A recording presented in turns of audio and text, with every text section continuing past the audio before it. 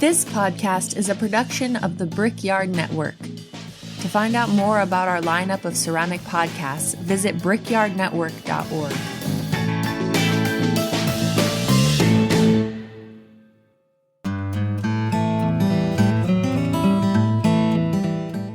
Hey, this is Erin with Cornell Studio Supply located in Dayton, Ohio, exclusive distributor of Jen Allen templates and Put a Lid on It t-shirts. We are a proud sponsor of this episode and the Brickyard Network. Find all your pottery and ceramic sculpture needs, including the largest stock of GR pottery forms at cornellstudiosupply.com. At Cornell Studio Supply, we are owned and operated for potters, by potters. This episode is brought to you by Snow Farm, the New England Craft Program. Are you looking to take your ceramic skills to the next level? Check out the incredible 2 to 5 day workshop offerings at Snow Farm, where world-class ceramic artists lead hands-on immersive workshops in wheel throwing, hand building, surface design, and more. Whether you're just starting or refining your voice in clay, there's a workshop for you. Set in the stunning Berkshire Hills of Western Massachusetts, this residential craft school is the perfect place to create, connect, and get inspired. To register for a workshop today, visit snowfarm.org.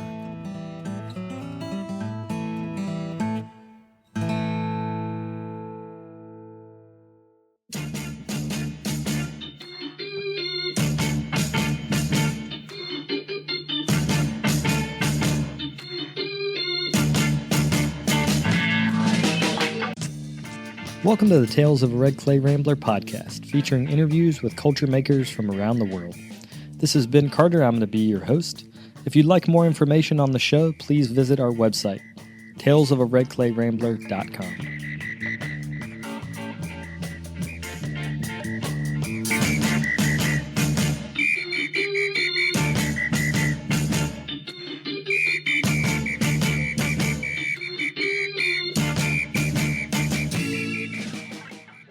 Welcome back to episode 550 of the podcast. Thank you all for tuning in.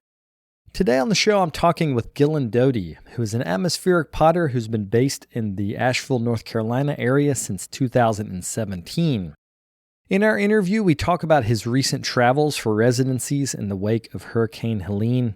We also discuss the influence of folk art in defining his aesthetic within atmospheric firing. If you'd like to see examples of his work, you can check him out on Instagram or go to gillandoty.com. Without further ado, we'll get to the interview.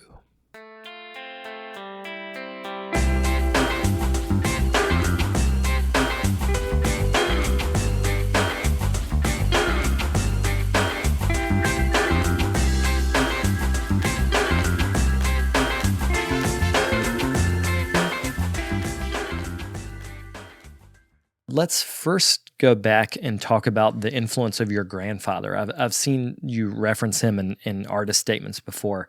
He was a curator and a collector of folk art. There's a specific perspective with folk artists that is different than someone trained in a fine arts setting. What do you think you learned from looking at all those folk art objects? I never thought of them maybe directly as like folk art objects. Like as a kid, they were just like kind of the like goofy stuff that was at Grammy's house, you know. He collected like all sorts of things, like of course like a lot of ceramics, a lot of like salt glazed ceramics from the Southeast and the Northeast as well. He had a lot of like really great old like hand painted signs. And there was a number of artists that he represented that might just like paint on like really simple wooden panels or do like carved wood sculpture. But I think as I got older, I guess when I was kind of getting more serious about making artwork in high school, I just found that especially when I was looking in, like when I was in the ceramic studio, the pots that I was being shown and the stuff that I was excited about was the kind of older folk pots or people that were making work that was inspired by that. And it took a little while for it to click, because I think sometimes you don't maybe realize where like, you just go like, I like this one better than that one, and I don't quite know why. And then I think after many years, I just sort of realized like, oh, because this is my background. Like this is what I grew up around. This is what I'm used to using. And it also, it's like a pleasant memory almost, you know. So I think that was that kind of initial spark. And then I think like a lot of things, like once you find an interest like that, then it's all about just like digging at that taproot. So I had that initial early exposure. And I actually have a couple pieces. My grandmother had to downsize her house a few years back, and I have a couple like really beautiful like ovoid salt glazed jugs, one from the southeast and one from the northeast. And they're probably made like want to say I don't know the exact date, but I want to say like, maybe like 1860 or something like that, 1870. Um, and just like these like really full, like beautiful volumetric forms. And it's pretty special to have those around. But like, I still just feel like I've had them for a number of years now, and I mean I remember them being in her house as a kid, and it's kind of that thing that I feel like folks that are interested in this kind of work often go back to, but just that like being kind of amazed at someone's ability to be able to make that in that period of time. And particularly like, I'm interested in folk pottery from really all over the world, but talking more specifically about the pots being made, especially around here in the Southeast, it's just sort of like, how did how did you do that? We have like so much modern tech, and it's still so difficult to pull off a good firing, So, um, and I guess the easy answer is, you need to be able to store your food over the wintertime, or else your family is going to starve. So, good motivation. I noticed that your work is defined by geometry, often the forms, but then also decoration. Like even when you're making just somewhat simpler round shapes, you decorate them with geometric pattern. So I'm wondering where that came from. Have you been able to identify a specific source that got in you somehow that keeps coming back out? I think that's something that happens when you're someone like myself who's really interested in these pots from periods that kind of long predate ourselves. Um, I'm not necessarily interested. It's like I have a lot of reverence for those pots, and I think they're really important. And I think that they're really like understanding what came before you is going to just better inform what you're working on. But I'm not interested in mimicry or creating like replicas, or like I know some folks in the Southeast that like are still making face jugs, and that is really great, and they make beautiful work. Um, but I feel like I've always been interested in this kind of folk art, but then especially because I'm drawing from all these different sources, particularly with form, I think like the big question is often like, well, what makes this your work? Or, how is this like relating to you, or like your daily life, or what you're interested in? So I think a lot of that sort of like minimalist geometry, whether it's relating to the form or the decoration on the form. I often am trying to create a little bit of an interplay where potentially the form is informing the decoration. Um, but I think that, or my hope is that, decorating the pots in this way is kind of bringing them slightly to more of like a contemporary place. And I think it's also like just like again, I'm informed by these like folk pots, but it's certainly not like the only thing I'm thinking about. So, whether it's like looking at sculpture, modernist painting, or minimalism in general, Bauhaus design, I think all these things can sort of like kind of be spun together to create this kind of contemporary object. And you do a really good job of bringing that aesthetic, that modernist sense of form, but then putting like real North Carolina decoration on it. So what I'm thinking about is the double stack vases that you make. That's like a U essentially. Like that is such a modernist form. But then one of the most beautiful, there's this image on your Instagram. And actually I remember meeting you one time and you had one of these where I think you had then dunked it in a slip, done some finger swiping, and then side stacked it so that there's this blush happening around with the side stack, or maybe there's a cup right in front of it. Somehow there's a flash mark that is like so North Carolina folk pots, but then the form is not. So I think that juxtaposition can give some energy. Can you talk a little bit about learning to refine how much modernism you're going to put into it and how much North Carolina you're going to put into it? Yeah, and I think maybe like a broader term that I would use is because it's certainly influenced by this region, but I think because all the kilns that I'm firing in are sort of in that atmospheric family. Um, so I think that what I like about those atmospheric kilns is that I can like create a form like one of those double stack forms, and it can be this really sort of relatively crisp, sort of clean object.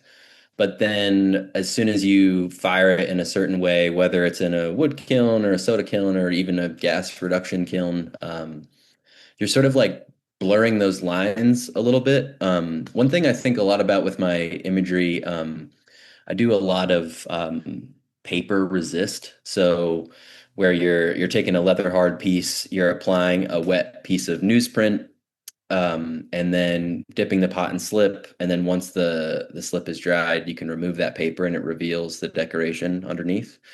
And one of the reasons I like that method is that it's not perfect. So when you apply the slip, it almost always, and I really almost try to encourage this, around the edges and the corners and the folds, that slip penetrates.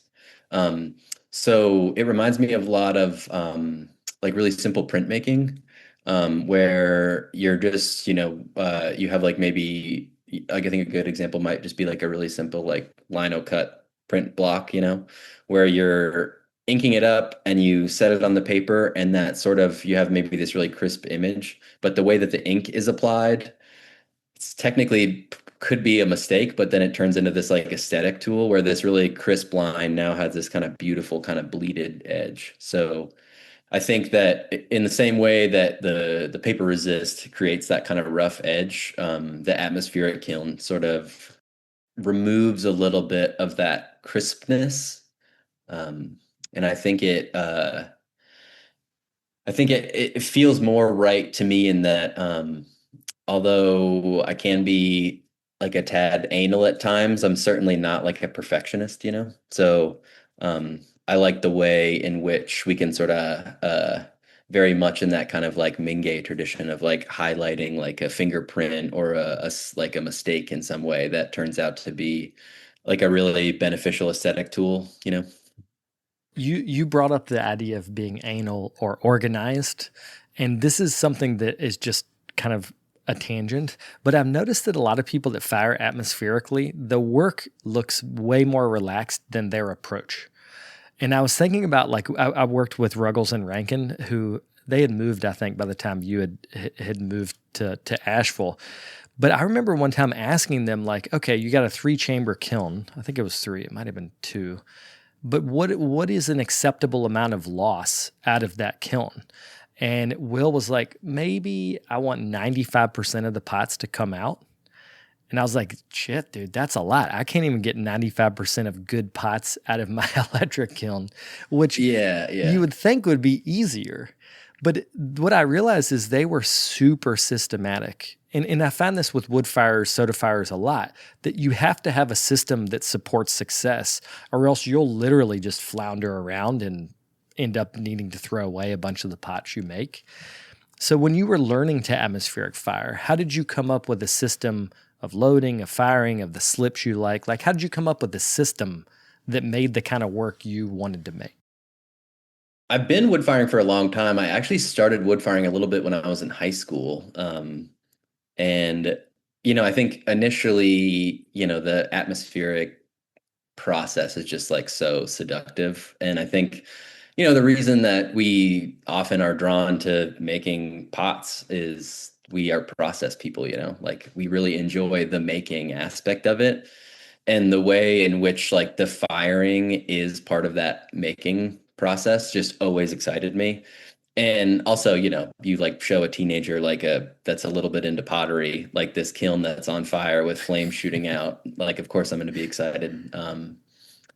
Uh, I was introduced to some really great artists by my high school teachers as well. So, like Volkus and Randy Johnson. And I sort of was like, how do they do that? How do they make it look like that? So having that early introduction to atmospheric firing, you just kind of get sucked in. And so, I atmospheric fired through college, did a residency at the Northern Clay Center out of undergrad and was atmospheric firing there. But it wasn't really until I moved down here that I sort of really started to like learn and hone in that process of what I was looking for my work. So I think what happens a lot for people when they first get into atmospheric firing, and I was like so guilty of this, is when you first start, you don't really know what you're doing, and you sort of just like put pots in the kiln, and whatever happens, you're like, this is amazing. This is great. These look so good. But there really was just, you didn't do too much. Like you sort of thought it would be shiny, greenish brown, but you didn't really know, And I think what happened with me is like when I first moved down to Asheville, I started firing with Josh Kopus. He's a great maker and artist. And he's got a really big 3-chamber wood kiln in Marshall, which is about 30 minutes outside of Asheville. So it was a really great experience because I was, like so excited to be in this region and in this area, coming down here to be a resident at Odyssey Clayworks. And I was just making a ton of pots. And then I would have this huge chamber kiln that you could put the work into. And also there's so many different zones of surface in the kiln. So the front of the kiln is like a tie style, like teardrop shape. So that's more kind of like your onigama kind of effects. And then there's a second and third chamber that are both really large catenary arches, which you can get wood fired effects, but also they're doing a lot of like charcoal introduction. So where you're like at the end of the firing, burying the work in hardwood charcoal, which kind of creates these like localized zones of oxidation and reduction, as well as pots with glaze on them in the same chamber. So it's just kind of just like overwhelming amount of information. But sort of like you're saying, with the like the inherent loss in like pottery making, I was finding that I think while it's really important, especially initially, to maybe not worry about that so much, like the loss is actually very informative, but it starts to be when you need these pots for an upcoming show or exhibition, or you're getting kind of more shifting towards the like trying to make a living, that loss can be a bit prohibitive. And I think also often that loss can be avoided. And I think that kind of goes back to that kind of anal sensibility that we were talking about. So, whether it's, when I'm like making work before I even get started, like I know like what kiln that it's going to go into and what way it's going to be fired and what surface I want to put on it. And although there's always going to be like some inherent surprises, even when I'm just firing in the gas reduction kiln, having that pre-plan is really helpful. And then I think another thing that I did during when I was wood firing a lot is I found that without even just like inherent loss of like pieces being stuck together or broken or chipped or all the things that can go wrong in a wood firing, I found that like I was just getting a lot of like really boring pots out of the kiln, and I think, I was like making these pots, and they didn't really have any glaze or decoration on them, and I was just kind of putting them in the wood kiln. And at first that's pretty exciting and fun, and there's the community aspect and all that stuff wrapped around that process. But then at the end of the day, after a couple of years, it was sort of like, not only are these pots like not so great, they don't really say anything about me or what I'm interested in, or no one's gonna like pick this up and be like, I know who made this one, you know? Um, so I think with the wood firing process, I became a lot more direct, particularly in the loading. So I think like that piece that you mentioned for my Instagram, that like double stack piece. So all of like the flashing and sort of like wadding marks is like very direct and planned out. I've sort of learned pretty quickly that like leaving it up to like the will of the kiln, or all the different expressions for that is not always such a great plan. So uh, in Japan they would call it a senbei, which just means rice cracker. But I heard, and I'm spacing on his name right now, but there was a French potter who was using wadding or pieces of clay in the same way and calling them hides. So essentially, just to try to describe this a little more simply, like, you'll stack a piece in the kiln, and then instead of just stacking it on its foot and leaving it there, I'll stack a piece in the kiln and then roll out like a large slab of wadding and like wrap the piece with that wadding to sort of like make sure it's going to get some effects and not just kind of come out kind of brown and round, you know? And so outside of where the wadding is, the flash is brighter because the wadding is essentially going to mask the slip underneath it. Yeah. Yeah. So you're creating edges of bright flashing beside edges of lighter tone, essentially. Exactly. Yeah. There's always going to be that sort of interaction of, where your wadding it goes from like your piece of ceramic that's covered to the uncovered. There's always that kind of beautiful kind of halo gradient.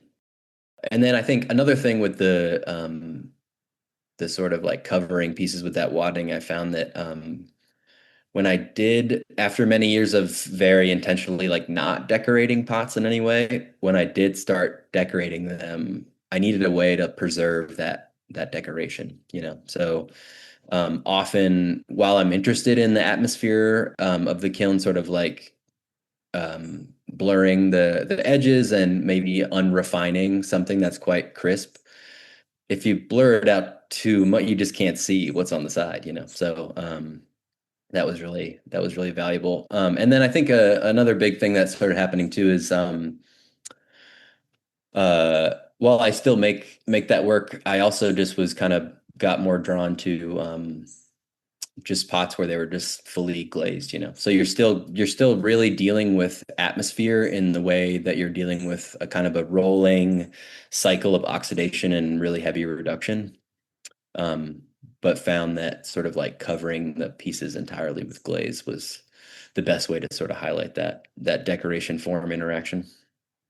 And it also, that cycle, that oxidation reduction, like it ends up being neutral-ish, but it's actually going back and forth like a pendulum swinging between oxidation and reduction, creates this beautiful spotting, which is one of my favorite ceramic surfaces of like all time. And I've seen that a lot on your work as well. Can you tell me about how you figured out how to reliably produce that? Like what variables create neutral spotting that looks good?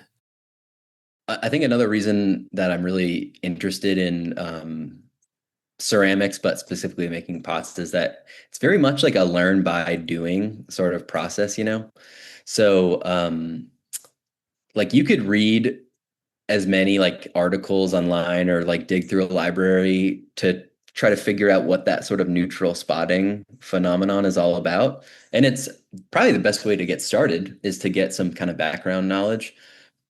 But until you're actually doing it, you're not really going to figure it out. So my first advice on that surface is you got to figure out some people that know how to do it. So feel pretty fortunate to have a number of folks in this area, but just also all over the place that are really generous with that sort of information. Nate Williver is a really good friend of mine, and he's really into the neutral spotting thing. So he was really helpful in that research process. But essentially, what I learned, and this is sort of why it pops up on those kind of old Korean pots that we all love so much, is that you're dealing with a really coarse iron-rich clay. Then you're putting a very like refractory kaolin slip on top. So very, very simple. So like if you start to add too much feldspar and silica, that process goes away. Um, so yeah, refractory slip and then a very thin clear glaze on the top. And then so what's happening is that the interaction between the coarse iron-bearing clay and the refractory white slip, you're getting pinholes in your glaze. Um, and so when the kiln is cooling, and I think this might be the most kind of crucial part of this process, is that while your kiln is cooling somewhere in the sort of like 1900 degree down to like 1400 degrees, when it's cooling really slowly, basically your glaze surface is almost like breathing inside of the kiln. So the kiln's no longer reducing and it's able to get some of this oxidized atmosphere into these pinholes, which creates that kind of blushing effect. Um, and I'm really interested in I like that neutral spotting, but I also think that aside from just the actual spots, is it just kind of gives kind of like a warmth to the slip surface. I'm actually, especially recently, almost been more drawn to the pots um, that maybe aren't necessarily covered in all these polka dots, but more have this sort of like warm atmospheric gradient of white to orange to red to purple underneath that glazed slip surface. So yeah, I think the biggest thing that I discovered was that really sort of because I guess I was getting that spotting in Josh Kopas's kiln in these big catenary arch chambers, and then if I was firing just a gas reduction kiln back in town, the spots weren't happening. And I quickly, not so quickly, actually realized that it was because the pots were cooling in the wood kiln in this massive catenary arch built out of Super Duty brick that is cooling over like a 4 or 5 day process, where the gas kiln is essentially cooling overnight. So when your kiln is cooling pretty quickly, you don't have that interaction, and that glaze doesn't really have time to like quote unquote like breathe. That's a great explanation of it. And I went to, when I was teaching at Penland a couple years back, I went to Michael and Naomi's new studio, and they have a bandana pottery, and they have a gas kiln, and they were showing me pots they were getting out of the gas kiln. And at first I was like, no, this has got to be wood fired, because it had this sense of warmth. It had their sense of touch. But what they described is that if you can learn to control thickness, like you mentioned it, thickness of refractory slip, thickness of clear glaze. Like if you dunk the glaze like I dunk it in a low fire pot, it's not going to work. Like it's almost microfine layers of ceramic materials interacting, which wood fire kilns are so good for that. But if you know the science, any kiln is good for that. Yeah, yeah, and Michael and Naomi have definitely been really good folks to be friendly with in this area because they're just such a wealth of knowledge. And I talked to Michael a lot about that, firing in a gas kiln as opposed to the wood kiln, and sort of thinking about not so much focusing on how they're different, but actually just sort of like, how can I mimic the oxidation and reduction that I'm getting in the wood kiln in this gas kiln? So I had a similar experience with them where you're sort of like, these pots, they're from the gas kiln? And it's like, yeah, yeah, yeah. I found a lot working at like different art centers that, and I think this is inherently a good thing, but especially when you're gas firing, like the mission is like, this is our studio. We have these 10 like really, tried and true shop glazes, and we fire the reduction kiln in 8 hours and we're done, like no problem, no candle overnight. Like we just turn that sucker on and we fire it quickly. But my experience with gas firing more recently is that I certainly don't want to be like inherently wasteful, but I'm much more interested in doing like a longer firing as instead of, 8, I'm thinking more like 12 to 14 hours, and many more cycles of oxidation and reduction back and forth to kind of mimic that chaotic nature that happens in the wood kiln. Um, and we're getting a gas kiln built at the new studio, but right now when I'm firing in town, I fire the gas kiln at Odyssey. And so I'll just be around there hanging out, and invariably, like during the day, like someone will come and like look at my temperature, or like at like say like, what's your rate of climb, or like, are you worried about where you're at? And I'm like, oh, I haven't looked at the parameter for like 4 hours. Like I'm not worried about that right now. You know what I mean?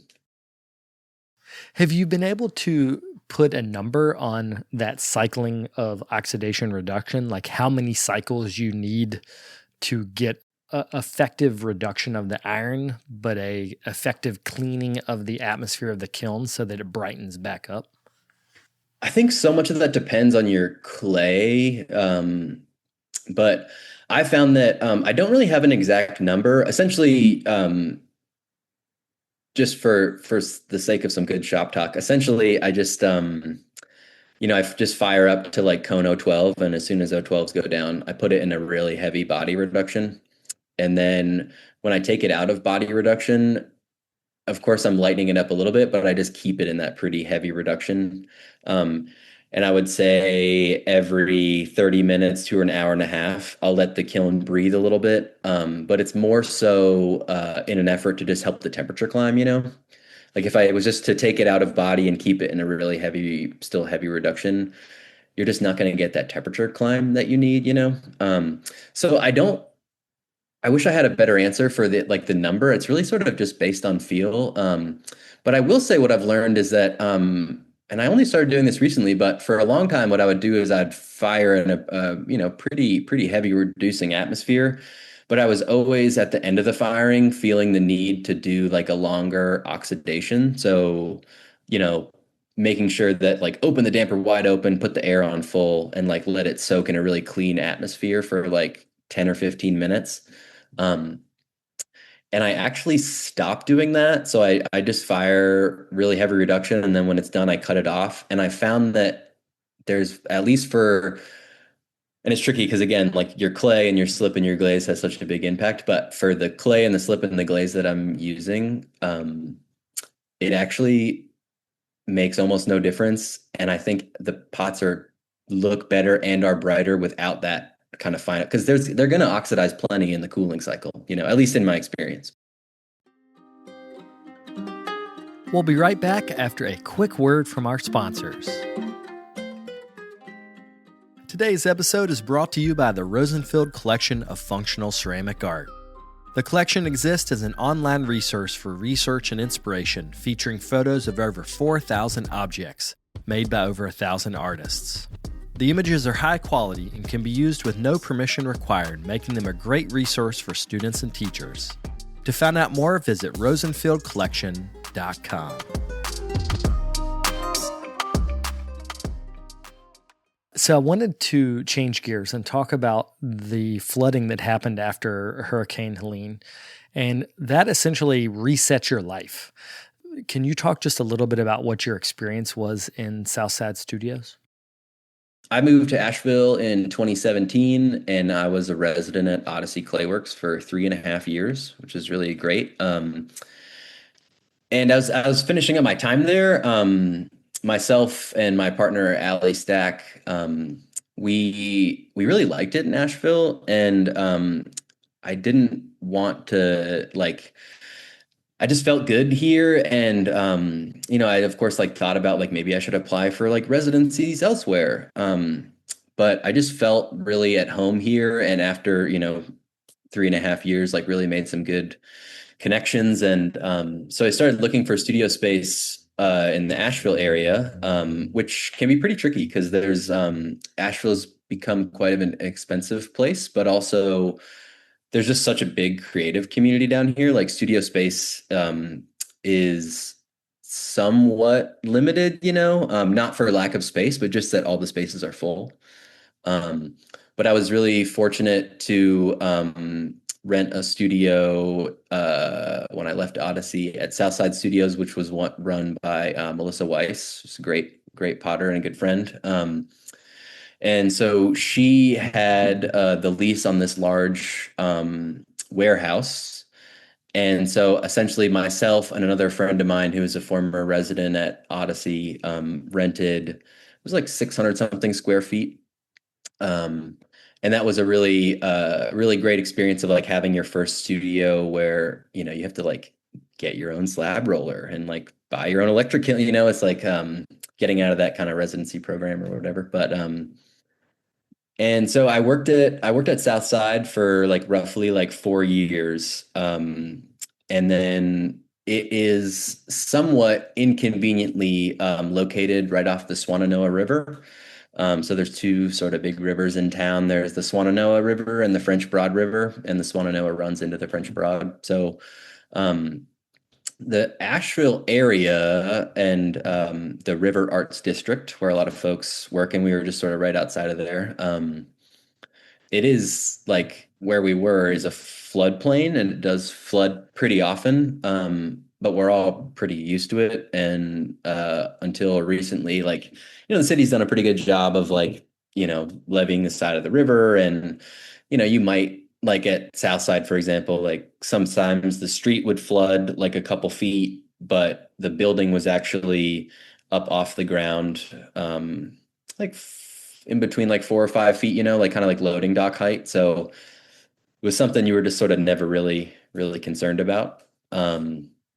And I think the biggest issue that sort of happened with Western North Carolina as a whole, but then specifically our situation with the hurricane, was that everything just happened like really fast.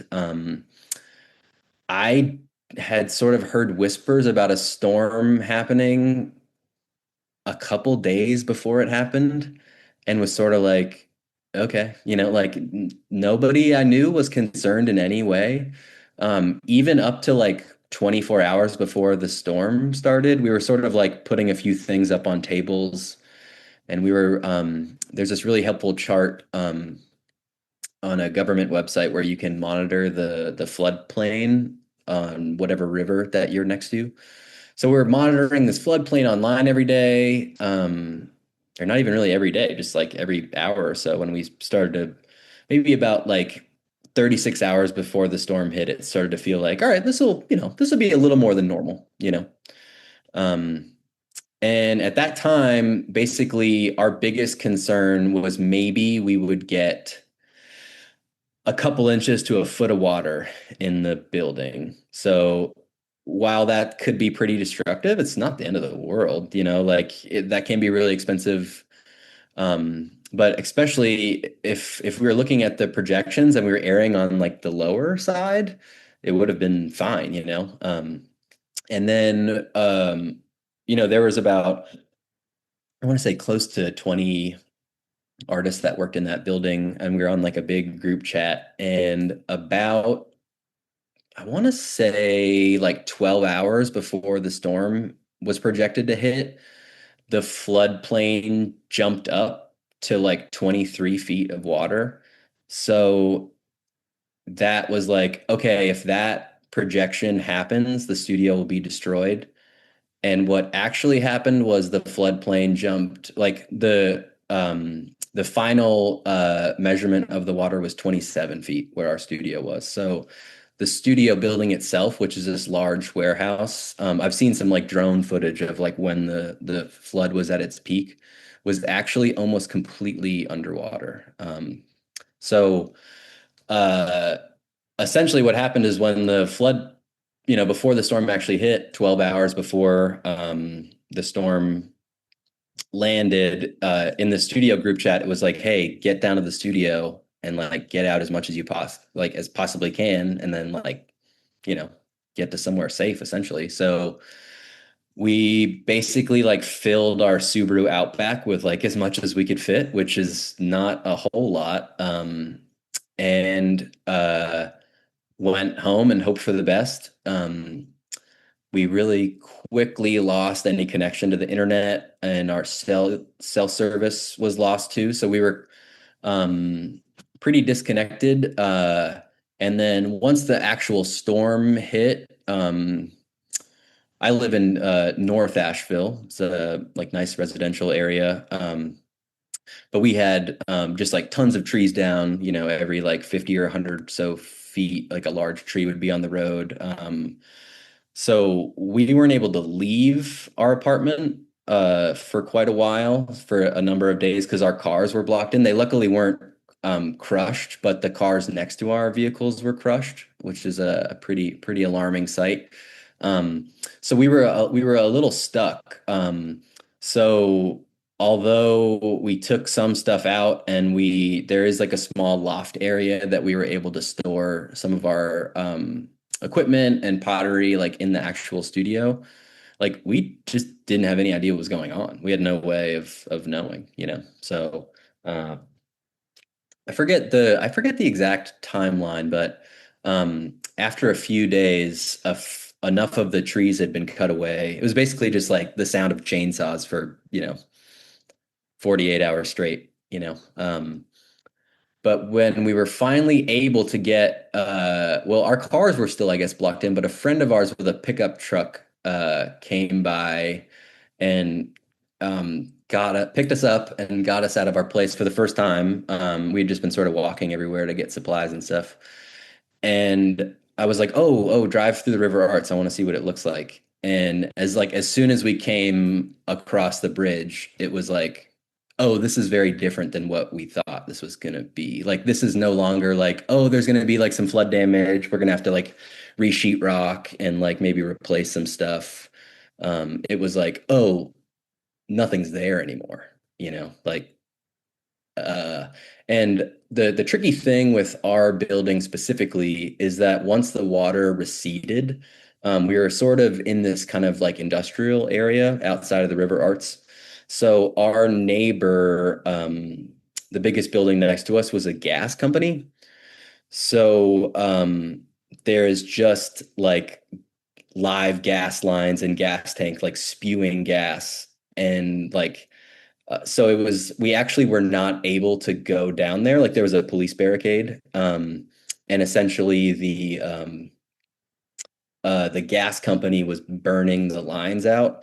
So you would like drive down to the studio, everything's destroyed. There's like trains on top of crushed buildings, and then like 20-foot flames shooting out of the ground. Like you're just like, this is not real, Um, but we did know the extent of the damage on the interior of the building, because before the police barricade started, like right after the water receded, Melissa and her husband Elijah went down to the building and basically just walked in for like 2 minutes, and then just to like assess the damage, and then sent out a message that was like, and I didn't receive it till several days later, but sent a message that was like, hey, we saw the studio, like, do not go there. Like, it is not safe, like essentially like they were down there for, 20 minutes, and they're like, we need to get the fuck out of here.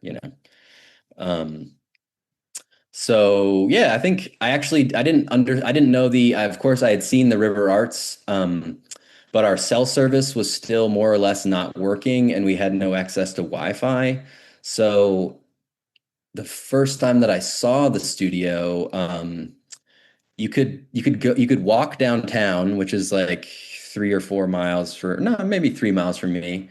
And you could walk downtown, and it wasn't open, but you could stand in front of the library and get like a really small Wi-Fi signal.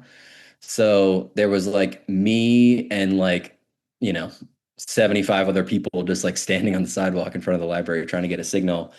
And I was able to like get enough of a signal that I got on Instagram, and the first post was like Melissa's video of like inside the building, So you're like, oh, right. Yeah, yeah, yeah. Like that's, sort of like total loss, I think, is like, what we were sort of expecting. What it looked like was like a snow globe, like someone had filled the studio with water, shaken it up, and then everything settled back in unusual ways. Like the images they were heartbreaking. It's hard to understand what was happening in there.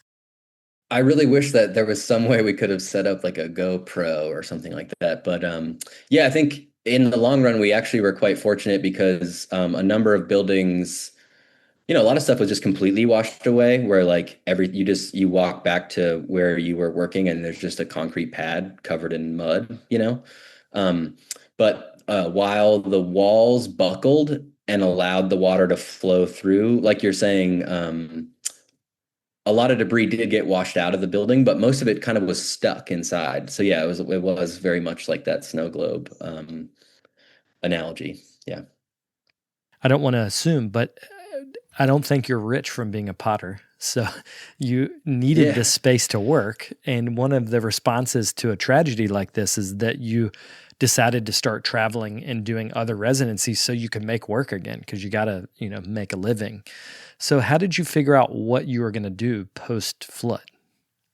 The immediate reaction was just so jarring. And initially, at first, your priorities really shift because although like the studio was destroyed and like so much of Asheville and Western North Carolina. And, as time goes on, you have more access to Wi-Fi and cell phone service. You can just see more devastation. I think really the most difficult thing during the whole period was that none of us knew what was happening, even though we were here, because you just don't have access.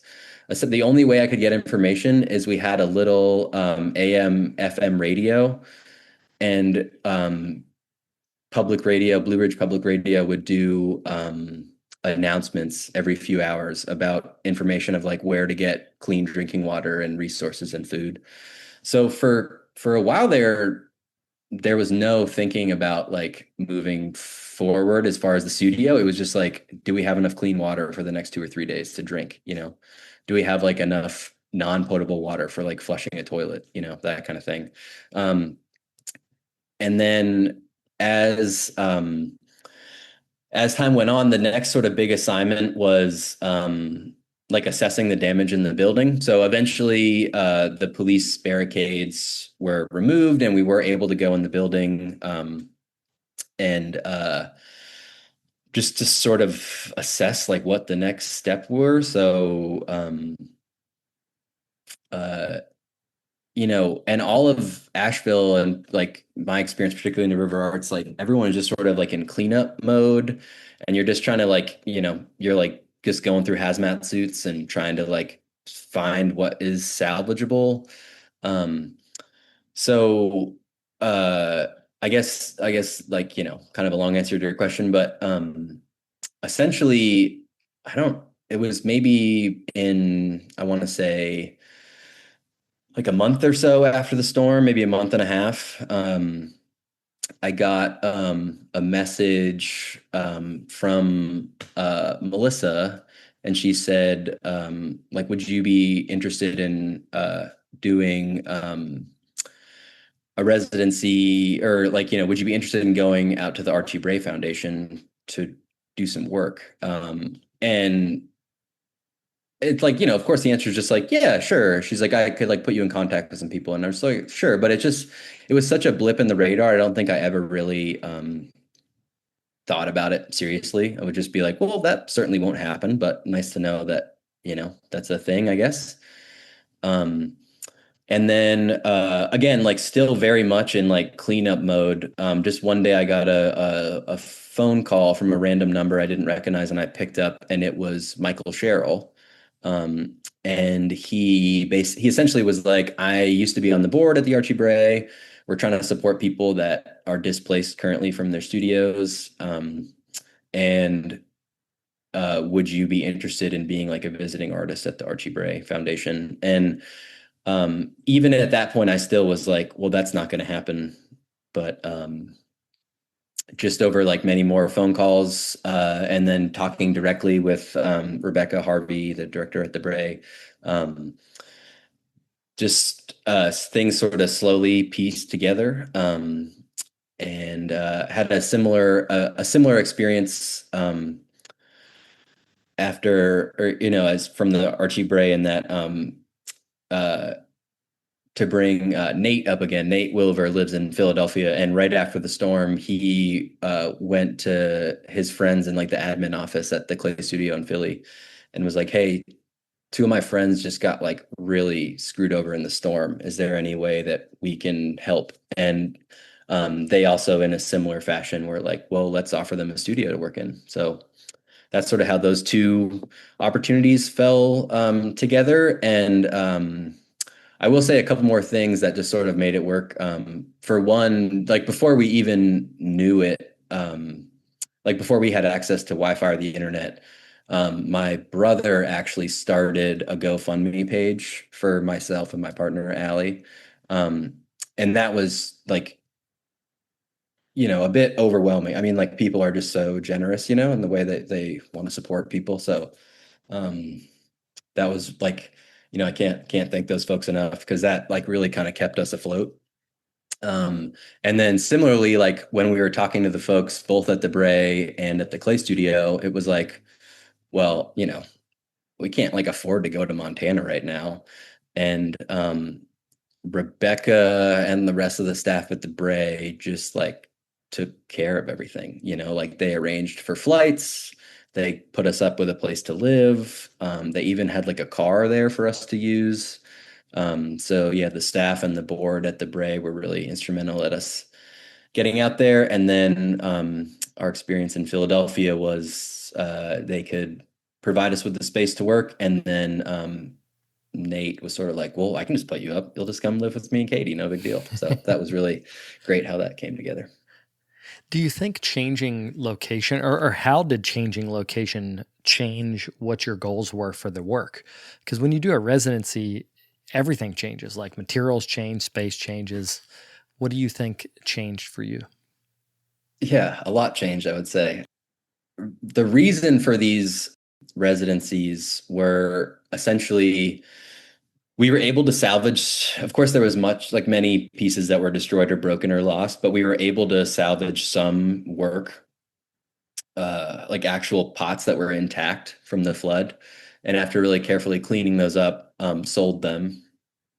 And then for the first time ever, I just had like zero inventory, So when you're making pots or you're a studio potter, like in a way, like your inventory is almost kind of like a bank account or a savings account, like if you have no inventory, you have no way to sell the work, So really the goal for both being at the Archie Bray Foundation and at the Clay Studio was just to be able to like make work to have to bring back home, to kind of cushion that rebuilding process. Before we left, we signed a lease on a new space to work in, but that it's like a more or less an empty space. Like when you sign a lease on a part of a building, you don't just like go like, well, I'm gonna like get going on some mugs, You're like, I don't have a pottery wheel anymore. Once you start working again, how do you pick up the artistic thread? Because so much of atmospheric firing is you learn a kiln, or at least a style of kiln, and then you make subtle variations. But when you totally start fresh, I think it's easy for that artistic thread to be severed, which is maybe a good thing, maybe a bad thing. It's like, who knows if it's good or bad, but ultimately you're now on the other side of it. The biggest thing, being in North Carolina, I feel really fortunate and spoiled to have access to so many amazing local materials. And that's actually one of the things that I still think about it pretty often is that I do sometimes like dig and process my own clays, but a majority of the clay I use is from Starworks Ceramics in Star, North Carolina, and Takaro makes really beautiful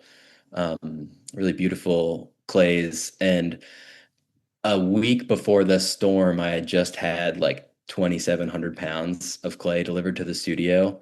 And it was just like all lost, And I think about that sort of like time and energy and effort that went into that material that was just like you can get the money back to, you know, replace that clay. I got the grant from Surf, which was really beneficial, but like it just felt like such a loss, you know what I mean? Because it's just such a special material, and to have it just be wasted like that was really just so sad, But going out to Montana, I think it was actually a really good challenge because I think that those local clays are so beautiful, but as like a potter and an artist, when the materials you're most comfortable with are taken away, what do you do then? So I had to do a lot of testing. I mostly used clay bodies that the Bray has for sale and that they formulated, which are really great clays, but I'd never used them before. So um, that was a really sort of like, the initial reaction was myself and my partner Allie made it out to the Archie Bray Foundation. We're like in the studio working, just like ear to ear smiles, like we're just like, this is so cool. It like such an amazing feeling to just like touch clay. We hadn't like done any work for, it was, I guess we stopped in September and then we got up to the Bray in February. But it really quickly became a bit of a struggle. My first couple firings that I did at the Archie Bray did not turn out the way that I anticipated. And I really kind of quickly realized like, oh, I need to make I need to like not only adjust the expectations of what I'm looking for, but also like, how do I make these materials do the things that I want them to do, once I don't have access to the stuff that I'm more comfortable with, that like, local North Carolina clay. Can you plug your website and then also, because you have a sale going on right now, and then also your social media, because people will be able to see work that you made at the Bray and also at the Clay Studio? Yeah, so you can find me on Instagram at Gillan Doty Pottery, and my website is gillandoty.com. Well, thanks, man. I appreciate you taking the time. Yeah, thank you so much, Ben. I've been a listener for years, so I really appreciate you having me on the show.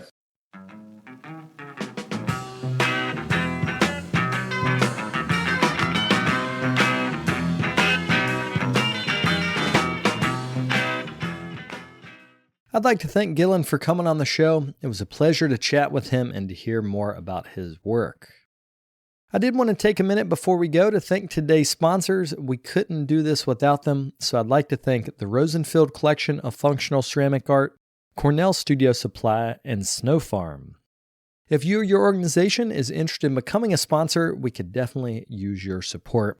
Please get in touch at brickyardnetwork.org. I'll be back in a couple weeks with another episode. Thank you all for tuning in. If you'd like more information on the artists on the show, or if you'd like more information about the workshops and events that I'll be having in the next couple months, you can follow me on Twitter, Instagram, and Facebook under Carter Pottery. Another great way to support the show is to leave me a comment on iTunes. To do that, search Tales of a Red Clay Rambler under iTunes Podcasts, and you'll find a page that's linked to our show. Thank you guys for the support.